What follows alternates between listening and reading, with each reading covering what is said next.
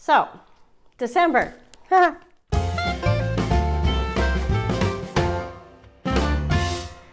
Hello and welcome to Frugal Over 50. I'm Amy and I'm happy to welcome you here to my channel where we talk about everything related to frugality, minimalism, and intentional living, especially aimed at the needs of the mature woman.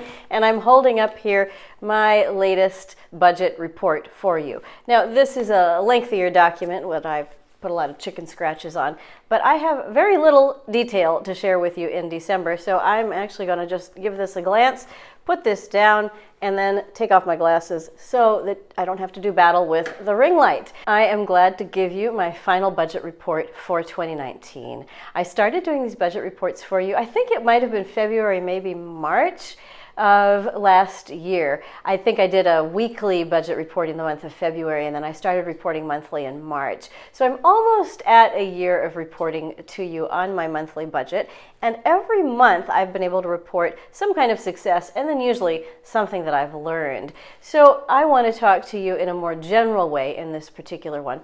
One of the big things that I learned in October and November maybe was that I need to think of my monthly budget as running from the 5th of one month to the 5th of the next month. And the very simple reason for that is because my day job pays me on the 5th and the 20th of every month all year round. It's very even, exactly the same amount. Sometimes there's a penny or two difference. I can count on it, and it's exactly the kind of financial income security that I'm looking for at this point in my life. So I'm very grateful for that. And I've been trying to shoehorn that into a 1st through 30th or 1st through 31st sort of a month, and it just hasn't worked exactly.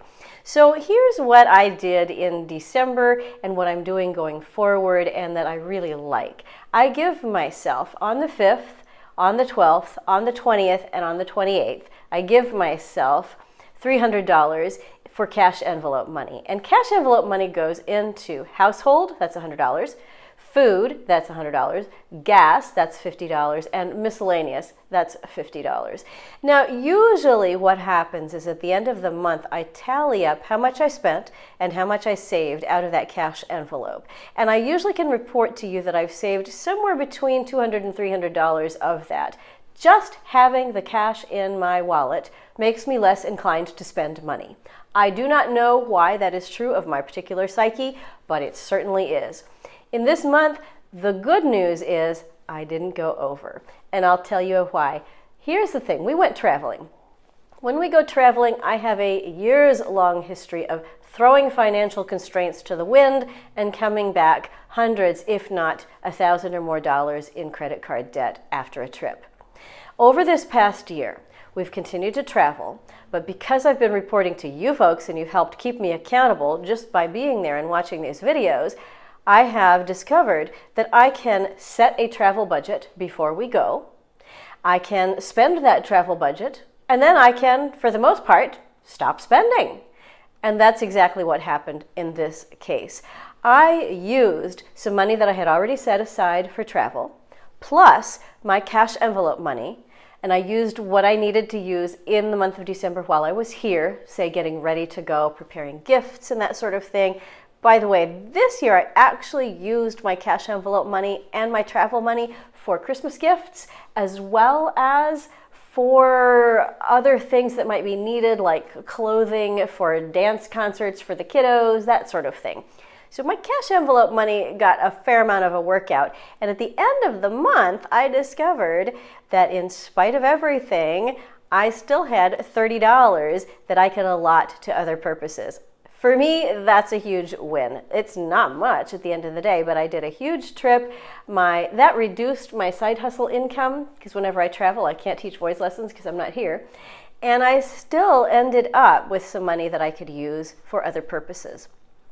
Also, I am really delighted to report that not only did I not go over my allotted travel budget, which is separate, I save up for that separately throughout the year, I also spent less than I expected because 2 days before before we left on our trip, our washer broke and I couldn't figure out how to fix it. I'm not a DIYer. So I had to go to the laundromat using some of my cash envelope money and do laundry in preparation for the trip. We have to get a house sitter because I have pets, and so I just didn't want to leave the house all disgusting with piles of laundry.